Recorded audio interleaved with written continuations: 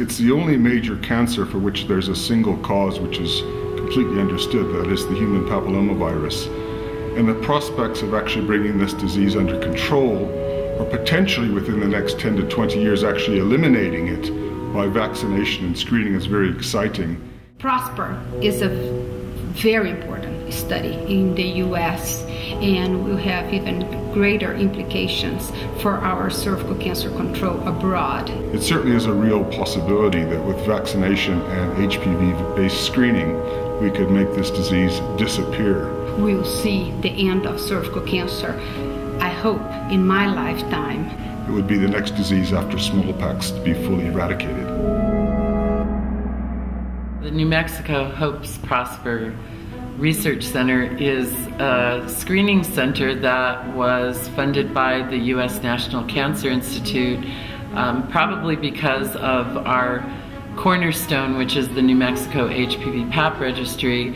And this is a registry that's been in place under administrative code through the state of New Mexico, notifiable diseases and conditions, that requires the reporting of all PAP test, HPV test, and cervical, vulvar, and vaginal pathology. And it allows us through this reporting to look at the public health impact of vaccination, but also screening utilization, coverage in the population. This actually transcends what you are able to do in a health plan by the fact that it collects information crossing multiple forms of organizations and care. I'm Isabel Scarinci. I'm a professor at University of Alabama at Birmingham. I'm part of the executive committee, and I provide guidance and advice in behavioral science, as well as working with underserved populations in cancer prevention control. I'm Jane Kim. I am an assistant professor at the Harvard School of Public Health, and I'm a health decision scientist. My role on PROSPER is to lead Project 3, which is to evaluate the comparative and cost effectiveness of cervical cancer screening in the process of care in the United States. My name is Philip Castle.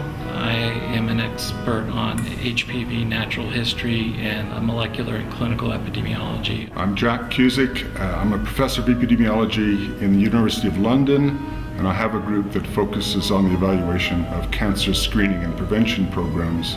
For a long time we've been involved in the evaluation of the British cervical screening program, and my involvement with PROSPER is to bring some of the ideas that have evolved from evaluating the British program to PROSPER in New Mexico. My name's Alan Waxman. I am an obstetrician gynecologist here at the University of New Mexico. I'm on the steering committee of the New Mexico HOPES-PROSPR project.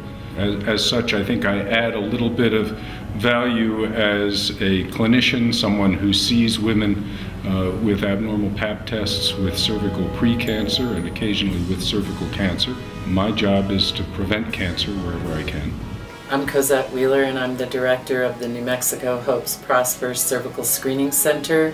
I'm a project leader as well for one of the projects in the center, which is to look at deficiencies as well as opportunities in the cervical screening process, and I oversee the screening process documentation unit for the center.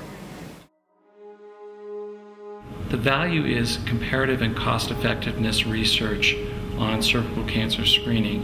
What we're getting from PROSPER is real world data about what's actually happening in clinical practice. We can look at good and bad practices in cervical cancer screening and begin to address or promote better practices. I think for the first time it really brings some of the concepts of public health on a population basis, which have been common in Britain, to the United States. The value I see in this entire project is really documenting the process of screening and diagnosis and treatment for the prevention of cervical cancer in New Mexico, and using that as a springboard to look at the whole process in the United States, using that information to try to improve on that process. There are ways to get more value out of each screening, and I think that the PROSPER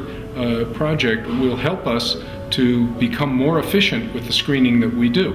It will also at the same time allow us to identify those women who are not getting screened, not able to take advantage of this excellent cancer prevention program. It brings together all of our efforts in an integrated way that allows us to actually see how screening will interface and be integrated with vaccination.